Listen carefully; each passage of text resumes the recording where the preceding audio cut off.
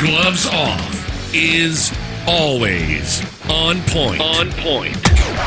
Bringing you the best on current issues, community affairs, and the happenings around us. This segment of Gloves Off is brought to you by the best, so pay them a visit. Check them out. This is Gloves Off.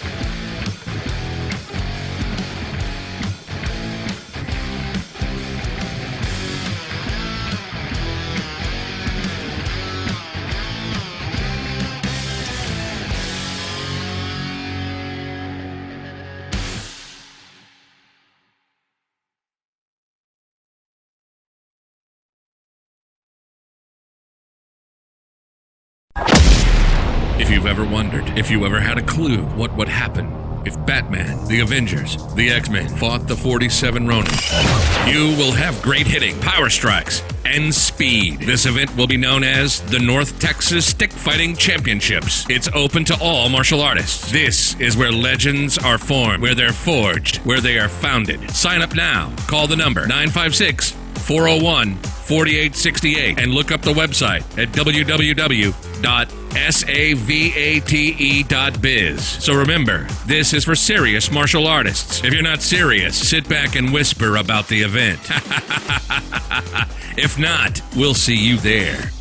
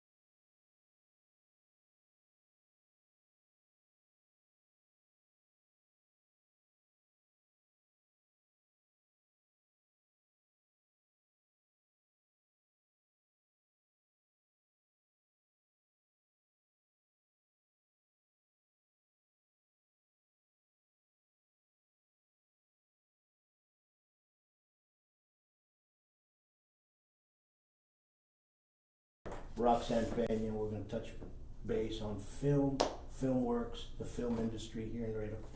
Good morning. Hi, thanks for having me. No, thanks for coming out. And it's been a long time since the little girl that was my dad's student used to come in here. But Yeah.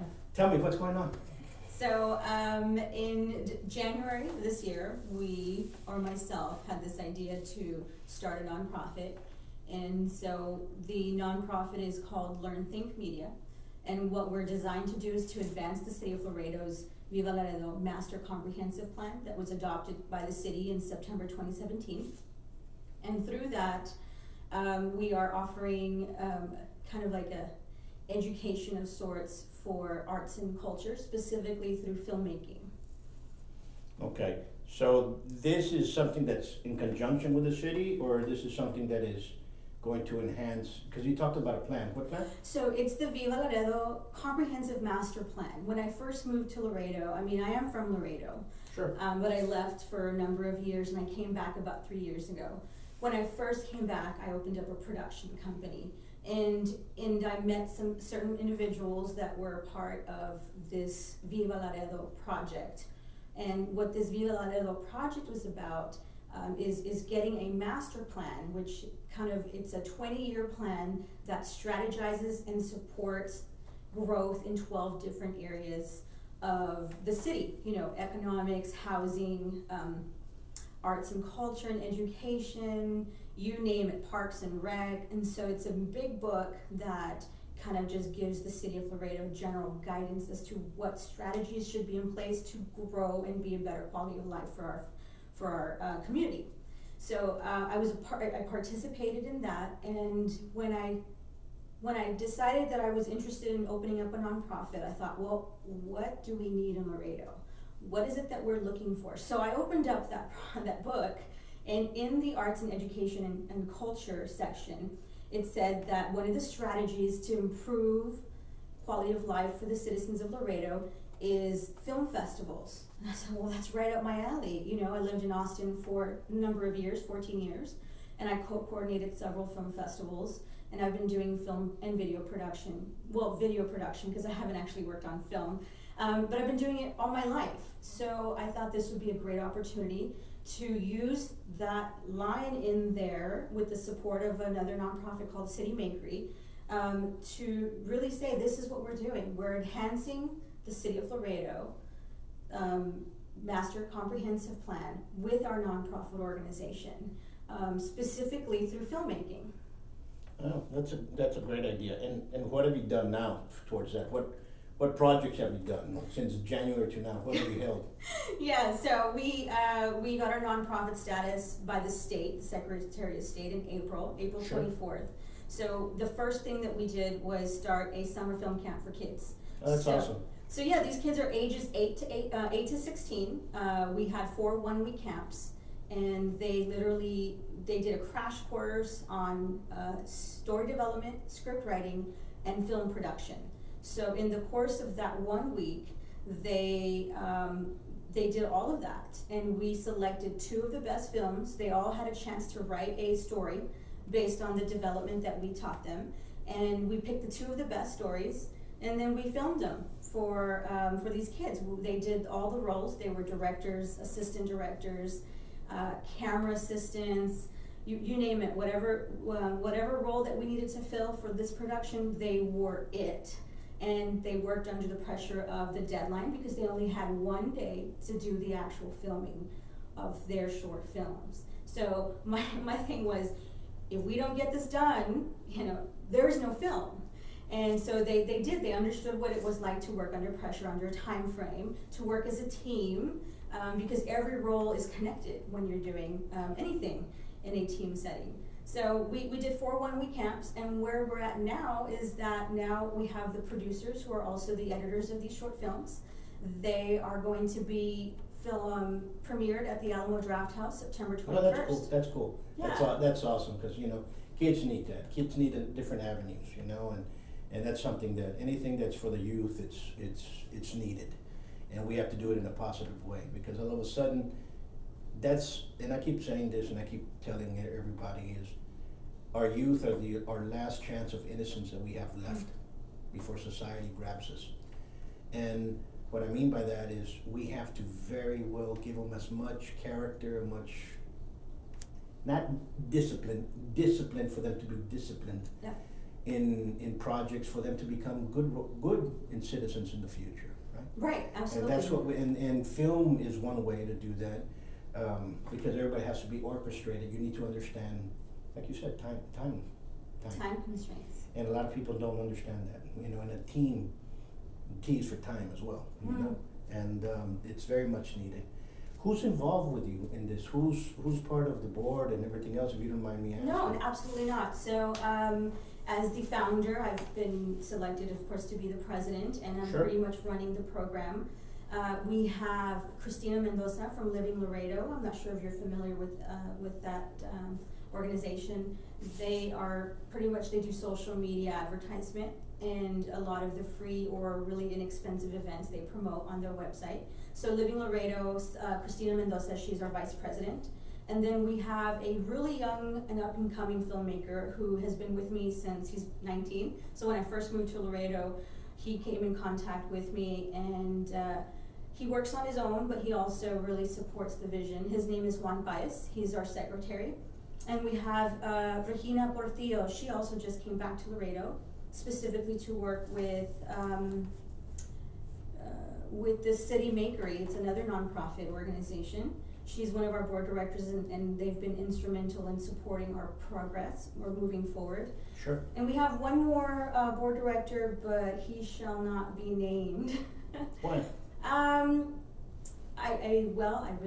kind of put myself in the spot there. He was co-founder at first. I approached him in March for some support to be on the board of directors. And we had him as an adult, more experienced than I wanted him to be at the treasurer role. And he took the position. And then 3 weeks later, he said that he was gonna offer some funding for us. And I was ecstatic. You know, I've been putting a lot of time and effort in this. There's no pay in it. I'm living very minimally when I'm trying to get this vision and this idea off the board. And so when he said, oh, my boss is gonna seed fund $150,000, I was like, well, that just saves us a lot of time for the next year so we can build up the program. And then one thing after another. But he is a board member? He's still a board member. We did not remove him because we need to find a replacement, and we have yet to do that. So he's still on the board, but he's no longer the co-founder because he never followed through with his support financially. And we just. So he said that he was going to give money, never get the money? He did, and you did know, he get the money or not? No, whether he did or not, I don't know, right? I don't know. He never gave it to us for support. That's kind of shammy. If I were you guys should vote him out and get a new treasurer. And well, we removed the treasurer title because I've been doing all the work. And we don't need a treasurer for the board of directors, but we do need the number of board members that we have now because it has to be odd. So I can't vote him out until we find a replacement. And you should, what you all should do if you're gonna do that is something, because I've been involved in a lot of nonprofits, is make sure that when you guys have or make checks, that 2 people sign that are board members that go in there. Add that into your clause. Yes. Because that will help you guys out in the future. Right. For people to say, no, so-and-so took the money. No, make sure that it takes 2 signers to do that. Right. You know, and just some insight there. That's If a you can help- background, yes. Yeah, and just to help you out, because I've been involved in many, and you know, and Yeah. some that they're 20, 30 years old and still going strong, and there's a lot of issues there, especially with USA Survival, when we deal with the states and stuff like that. Everything has to be. Yeah, I'm totally, 100% transparent. You have to be. It's really about the children And here. don't hide the names of any board member ever. I Understand? understand. Transparency is one thing, so just go ahead and it doesn't matter. It's going to be voted out. But That's true. you know what I'm saying? So Yeah. we've had board members that were good, and we had board members that never made a meeting. They just wanted to be a board member to say that they were board members, and you don't need them. If you're going to work for it, work for it. If you're not going to need it, You're out. see you later. Right. Understand? You might have board members that only come to the meeting, okay, and they give great ideas, but you'll never see them in functions. And those board members are good, because those board members are the backbone. They give you some ideas on how to administer the whole organization. Then you have some that are right in the front saying, we're gonna do this and we're gonna do that. Those are also good as well. But the board member that only wants his name to be placed someplace and never does anything, you don't need those. Right. Okay? Yeah, and I'm slowly learning, this is a new venture for me. Sure. And I have been given plenty of advice, is to, Roxanne, do what you know what to do best and let someone else handle it. The problem is there's no money. So how am I supposed to pay someone for that role? No one's gonna work for this not paid. So I have to do what it takes now, build it up. Believe me, most nonprofits that I've been involved in and that I am involved in, nobody gets paid a dime. Everything's done for the event or for the membership, Right. or for, we're gonna have a tournament, let's make sure that everything goes to the tournament, let's do the advertisement, let's do with what we can.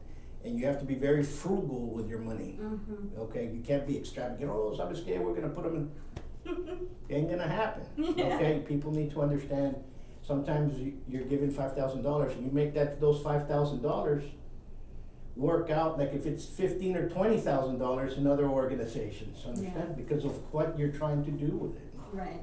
But back to what did the kids in Laredo think about what you did? We're working on editing some footage right now. As a matter of fact, we interviewed about 15 of those kids. Sure. And they before I tell you what they thought, let me tell you what we saw, right? So I have two camp producers that supported the teams, so they broke up into two different teams. Self-confidence was the number one biggest thing that we saw from day 1 to day 5, where they came in quiet, solemn, not wanting to share, doing the work individually, to then having to be put into a team. They exploded. It's amazing. A lot of what our fears are speaking in public or speaking in front of another person, and they had the opportunity to do that, not only behind the scenes working as a team, but also in front of the camera, and learning those techniques on their own, and doing that was impressive. We had one kid from Taiwan who came to join our last film camp. That was awesome because he's from another country altogether. His mother was really excited that he was practicing his English and was very proud to see him in one of our videos. But what the kids really want, and it's what we're hoping to give them in the future, is the opportunity to actually practice the post-production, the editing, that they want computers that will be able to handle the resources that they need to be able to do the whole thing from pre-production all the way to post-production, because right now they only got the pre and the production, but we weren't able to get them all the way through to help them understand the basics of editing, what it is to do to put that together. So they want a bigger space too, but it will all come in time. I was going to ask you, how has the city treated you and the idea? Have they been very animate about it, very helpful? And I say the city, the municipality, the administrative wise. Well, so there's a little bit of a complication. I was a former city employee. I resigned in December 7th. So there is a clause in the ethics charter that you cannot do business with the city of Laredo for at least a year. So that year does not end for me until December 8th of this year. So I haven't really tried to reach out with this for the city in regards to any financial support, because I know that clause exists, and I want to be true to adhering that. I don't want to do any pushing. But we are going to invite them to the film festival. The mayor has agreed to do a quick speech for us. I'm elated to have him there. We're going to invite the Webb County commissioners as well. So I haven't really, they don't really know that we exist yet because we haven't promoted it to that level. But we will eventually, and hopefully they'll be supportive of our nonprofit organization. And the mayor's very supportive, and he's very supportive with things that are dealing with within the community. He's doing a good job, I believe, and he needs to move forward more. Yeah. And he does. He's out there. You see him, and he's very silent about it. But he'll show up, and it's good. Yeah. It's good. None of the mayors since I've been here, since 2000 here, have ever said no to any of the events that we had. So they're very, very cooperative about it. That's good. They're Yeah. Anything that benefits the community, for that you're gonna see their support, and I think you all are doing a positive towards Really it. great thing. So one of the things that I have kind of had an issue with is the bigger picture of things is to help Laredo have a new industry, right? Can I do it alone? Absolutely not. Do I want film in Laredo? Absolutely. Can it be done? Absolutely. But it takes the work of the city of Laredo. It takes the work of the Laredo Chamber of Commerce. And I had an opportunity to present to them a workshop to go to make Laredo a film-friendly city. But there was no actual movement on that yet, right? I haven't pushed it because then my summer camps came and I said, this is my goal, this is my focus. But then the bigger picture of things, we are an underutilized location. We're also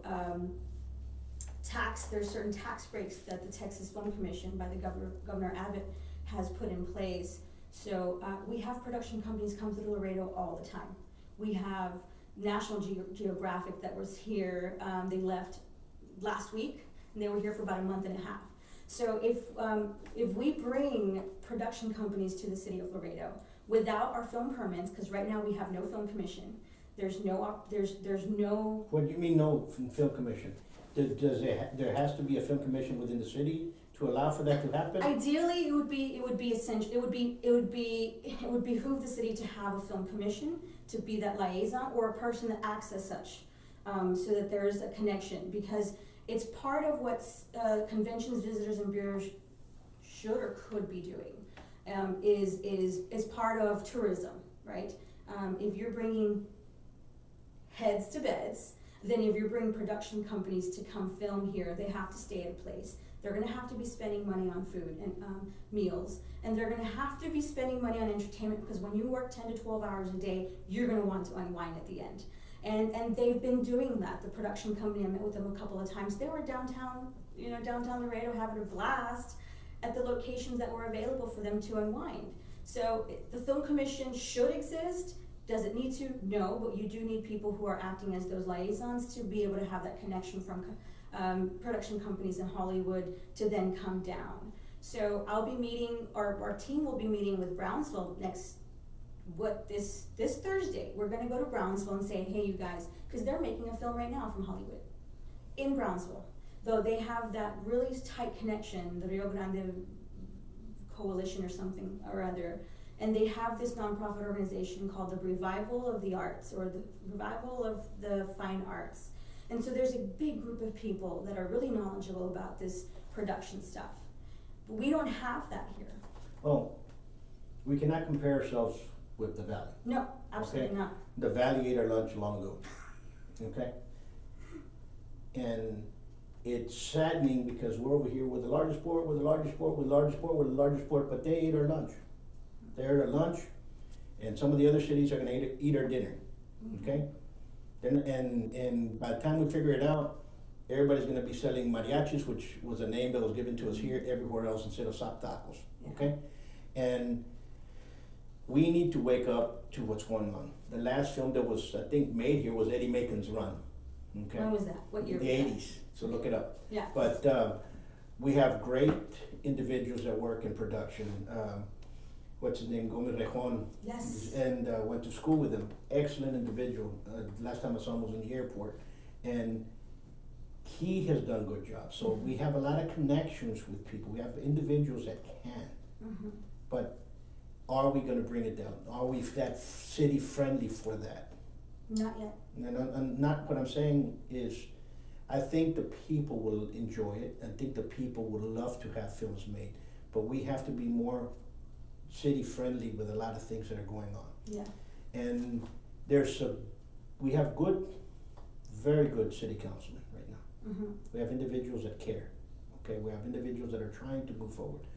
But the surrounding directors, and I keep putting this back in there, so I'm sorry, but we have to lay a bunch of them and say, you know what, thank you for your service. You guys have been here for over 25 years. And I think you guys did a good job. We need new blood.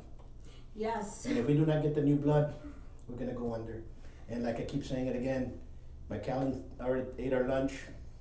Del Rio is gonna eat our dinner, and everybody else is gonna take our breakfast. And that's the way it is. Well, we did recently have a significant amount of retirees from the city this last year that had to fill, 15, 20 director positions. Though, and I don't know if they have continued. According to the last time I heard, there was a committee put together to find a city manager.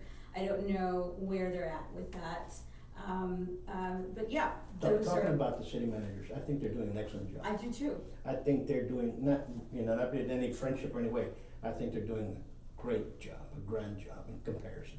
And I think we should look at, you know what, you guys should stay. Well, we shouldn't be looking any further. I changed. You understand? I worked with both Robert Eads and Rosario. But some of the other directors that are around, they just played musical chairs with some of those people, and that, I'm sorry. See ya.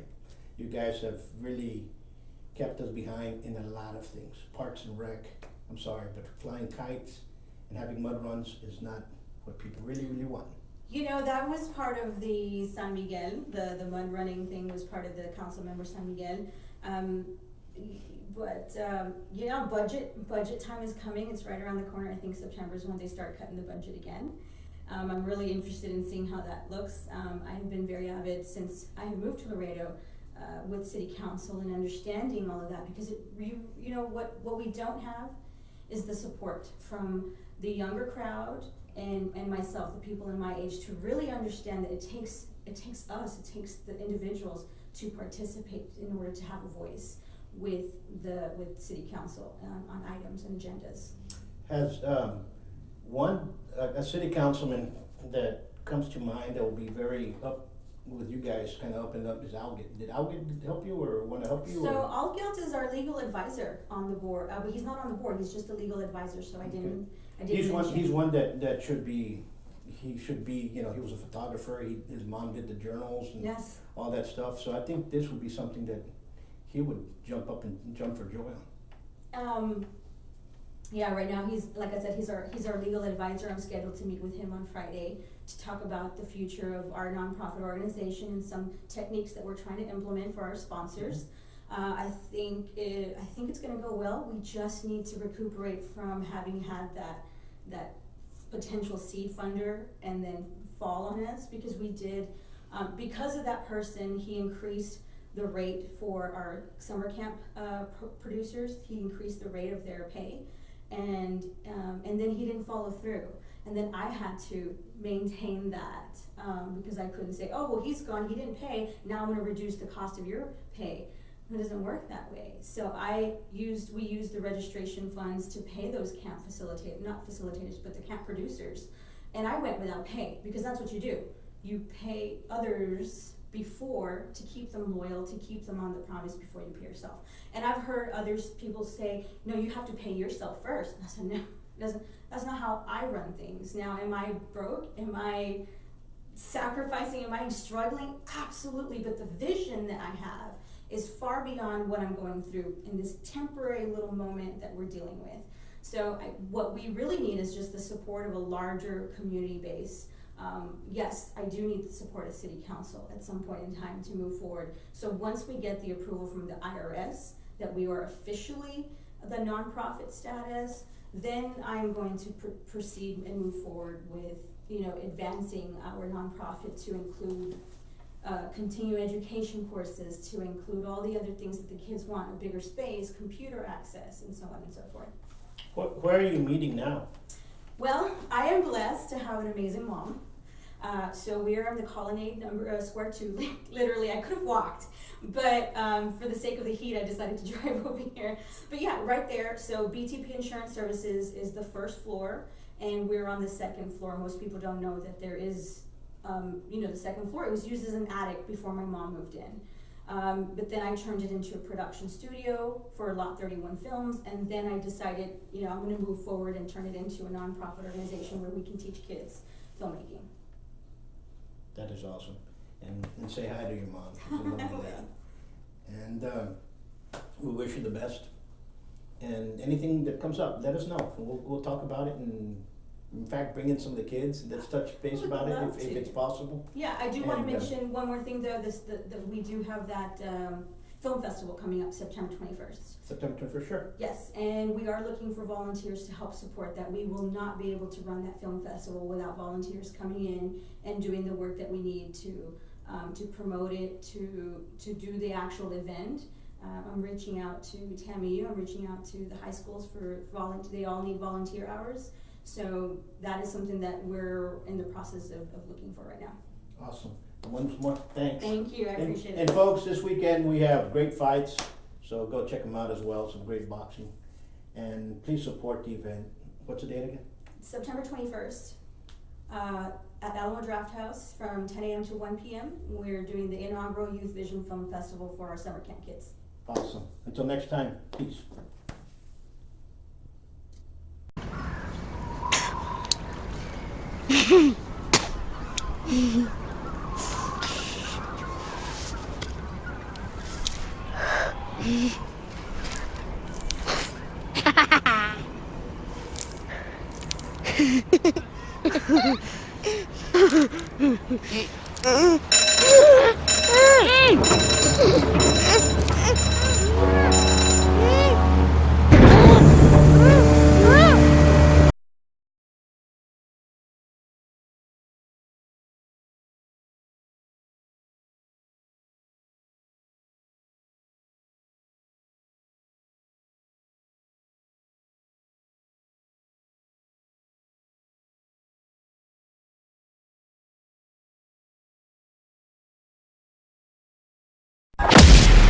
If you've ever wondered, if you ever had a clue what would happen if Batman, the Avengers, the X-Men fought the 47 Ronin, you will have great hitting, power strikes, and speed. This event will be known as the North Texas Stick Fighting Championships. It's open to all martial artists. This is where legends are formed, where they're forged, where they are founded. Sign up now. Call the number 956-401-4868 and look up the website at www.savate.biz. So remember, this is for serious martial artists. If you're not serious, sit back and whisper about the event.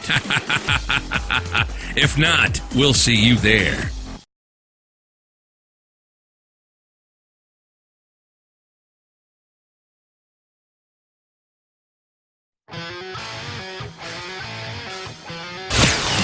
Gloves Off is always on point.